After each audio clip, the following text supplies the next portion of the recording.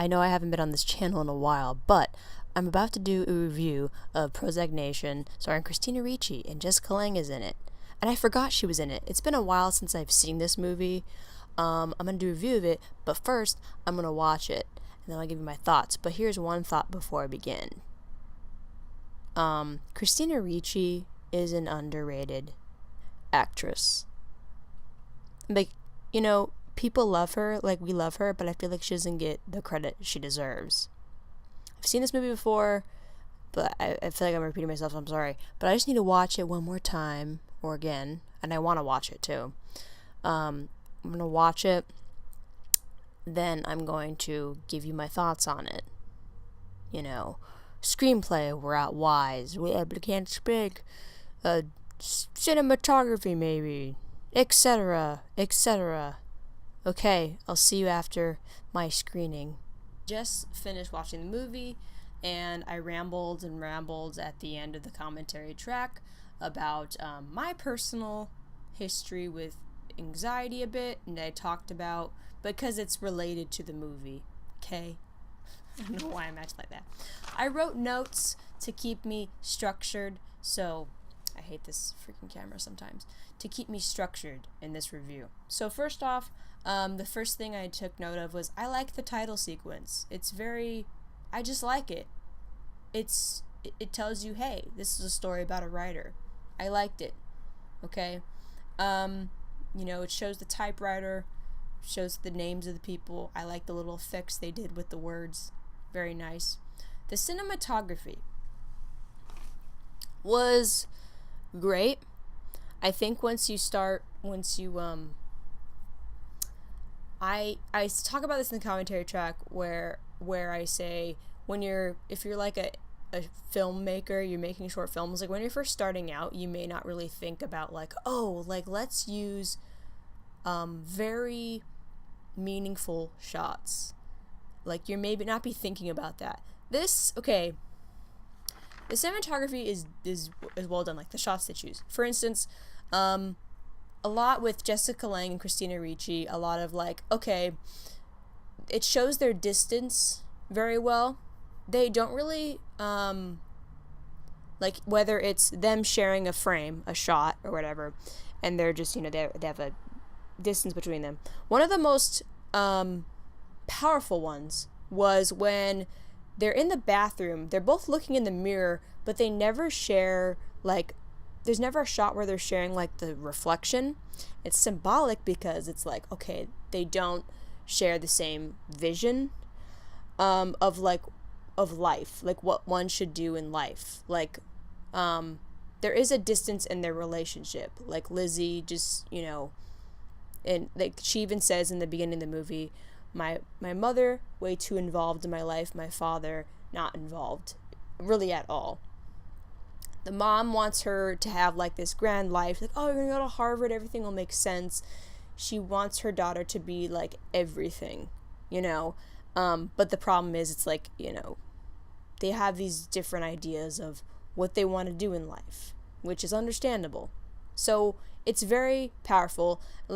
They'll do these shot to Christina Ricci's reflection in the mirror, and you can see the mom.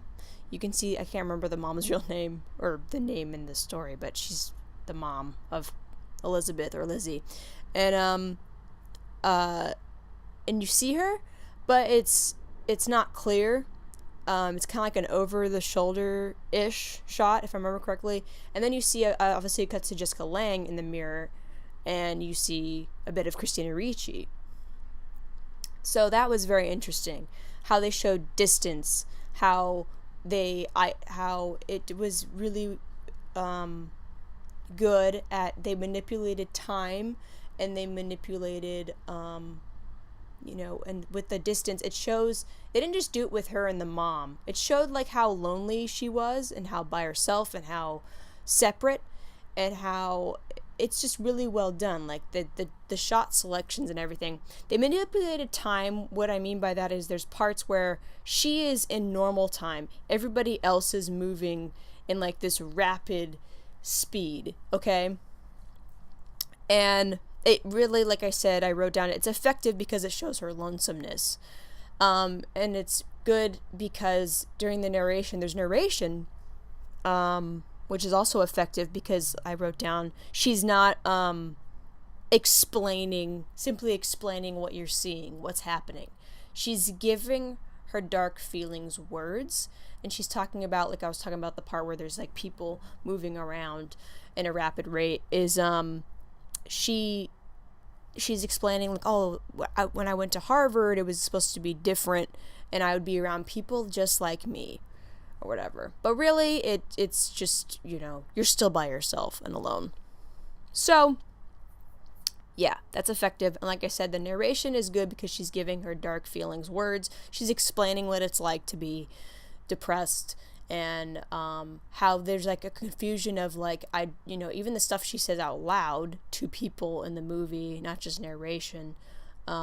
She's basically saying, I have this personality, but it's not me. Like, she doesn't recognize herself. Like, it's me, but it's messed up. Something to that effect. I like that Ruby, which is played by Michelle Williams, she's the hopeful. She starts out as the ally, and then oftentimes allies can turn on the hero, the main character, and that's exactly what Ruby does. I like their contrast because you have somebody who is hopeful but gets Lizzie. Like, she likes to, Lizzie likes to be around her. They like to spend time with each other. It's a good contrast. Obviously the ally eventually will turn on the main character. Actually, there's many allies that like betray the main character, and it's because of her behavior, because she can't help but feel, she fears being rejected, and she's insecure, and she she says things that are mean and cruel, but it's not her fault. She's got these bad feelings and bad thoughts, and she has depression, so it's like, it's not really her fault. It's not her fault. And there's a part where she's frantically writing, and what they do is they do a lot of not crossfades, but like oh my god, what is the name of it? But there's even a part where she's like, there's a lot of parts where she's just spinning because she's like trying to write, but she can't. And then she's like sleep deprived, and she's like, going crazy. And then it's the voices in her head of like what she's trying to write. It's just, whoa, like that. I love it when they use I like it when it's great that to know filmmakers are using effects not just for the sake of using effects. They're using it effectively and with purpose and with symbolism, and it's because just because you can, we have all this technology with filmmaking and editing. Just because you can doesn't mean you should. You know what I mean? Like, oh look, I can like CGI a dragon. Like, well, how are you going to CGI it? Should you CGI it? Whatever. I mean, obviously you can't just go get a real dragon. I don't think I'm making any sense, but hopefully you get it. And they do another, speaking, kind of going back to cinematography, they show the distance very well again when, between two characters. So Lizzie basically gave Ruby's boyfriend a blowjob, and so Lizzie approaches this area where there's a brick wall. It's outside, and then there's a gap where you would obviously enter this area. I don't know if it was like a hangout area or what, but Lizzie's kind of behind this brick wall, but she sees what's going on. In the distance through that gap is Ruby fighting with her boyfriend, and it's just, there's great shots. Like, I can't even, like, you just have to watch it. And then, Ruby obviously sees Lizzie and approaches her and is like, I'm gonna fucking kill you. And what's great is that they keep Christina Ricci right here, like closest to the camera, while Ruby is, is getting closer and closer to her and saying like, come here, she's like, I'm gonna fucking kill you. It's like, oh yeah, like that's gonna make me want to talk to you. Okay, This is important. The flashbacks to her childhood, which happen... Sorry, there's a random beam of light. They happen sporadic? I don't think that's the right word. But they happen throughout the movie. And they're like these tiny sections of like her childhood. I like these because they're done well. They're not distracting. And they're used in a way... It's used correctly, because I don't like a lot of movies that will be like jumping back and forth. If you do that, you have to do it well, because nobody wants to be watching something where it's just like wait, like where they're like watching it and it's present day and it's like 2 years ago and then it's 7 years ago and then back to present. It's just, but it's done well. It's like these little tidbits. It's basically giving you backstory, a little taste at a time, a little chunk at a time, and it's not doing it in a excessive, or it's not an annoying way. It's not really calling a lot of attention. It's just done right, because it's like explaining like this is why she's this way. These are, the parents. It's what's the word? It's powerful. I think I even wrote that down. The way they use it. And you have to choose the right places to put it. And it's done well. I already explained narration. The dinner scene. With the grandma, grandpa, mom, Lizzie. Lizzie is getting drunk. They did this good thing where they did, when you cut from scene to scene. So the grandparents come for dinner. And the grandma is like, oh my gosh, and all happy. And then it cuts to Lizzie in her bedroom, her dark bedroom, on the phone, and she's just chugging alcohol.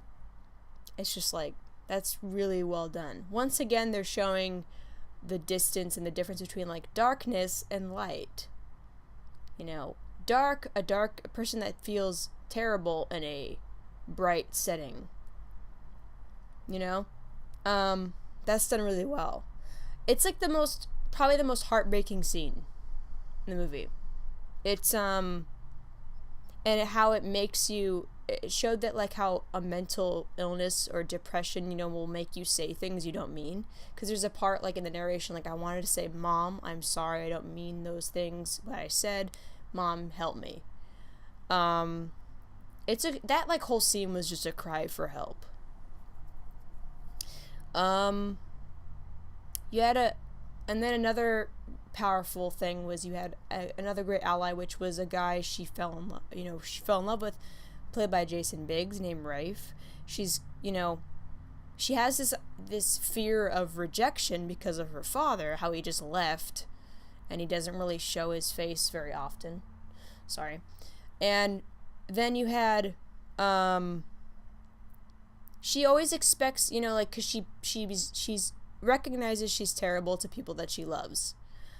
She expects him to leave after she gets very upset because she thinks that he's like having sex with this other girl that just like basically kind of was flirting with him, but he didn't do anything. So she had this reaction of like, oh, he's gonna leave me. She's surprised when he says, like, no, I'm not gonna leave you, etc., etc. He's just it was good because, and then later on when, they break off, she's like, well, you told me to, trust somebody, and now I'm hurting.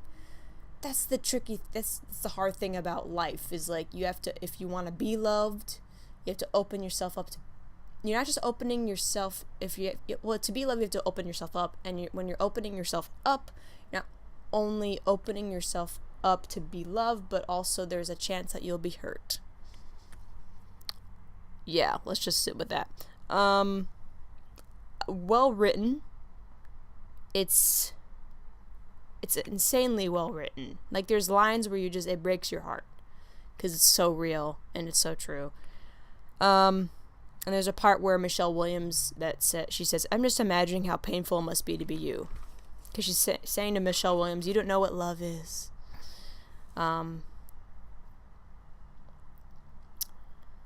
I put chaos versus chaos. Oh, the part where she's in the hospital, Lizzie's in the hospital, and she's watching the news. It's when it's in the 80s.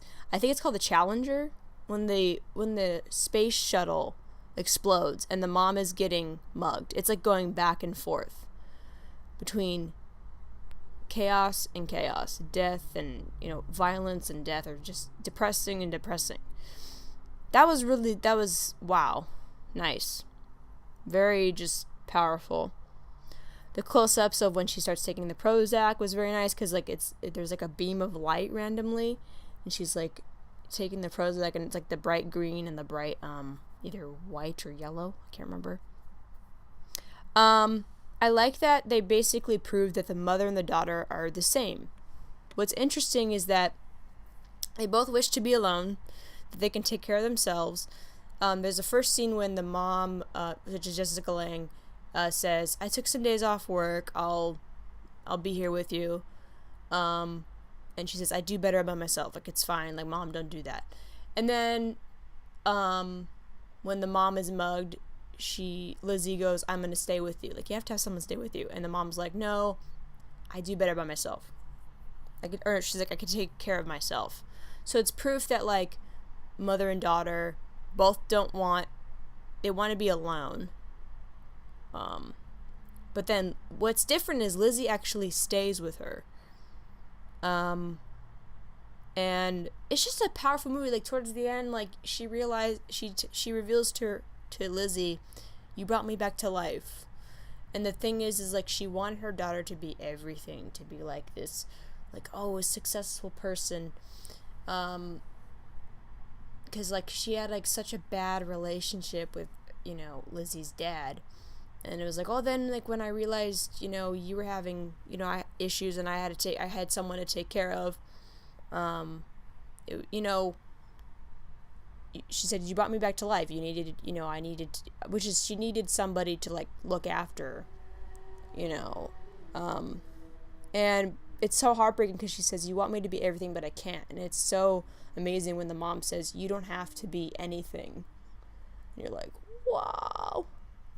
And I like that at the end, I don't know, it's powerful at the end when she says, "We're living like in a Prozac nation, the United States of depression."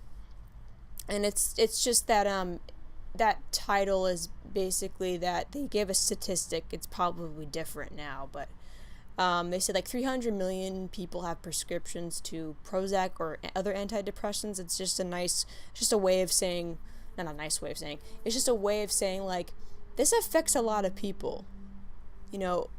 Mental illness affects a lot of people. It may feel like you're alone when you, like, are experiencing it, but it affects a lot of people.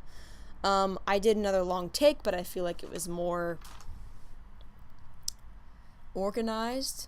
Hopefully you like this review. I feel like it was more organized. It talked about, like, a little bit of everything. The performances are amazing. I don't know why more people don't talk about this movie.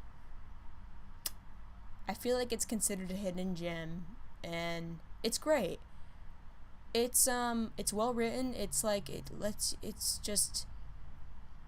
could show people what it's like to be depressed. Like, this is a person who feels horrible, and you can lead to people understanding mental illness, and depression and whatever. It's powerful. If you want to watch something happy, maybe don't watch it, but it's very powerful. The movie's good. Yeah. It's great. I don't know what Rotten Tomatoes says it's, like, bad. It's not bad. I don't think it's bad. I rarely agree with Rotten Tomatoes. Their rating, never mind. I'll see you guys in another video.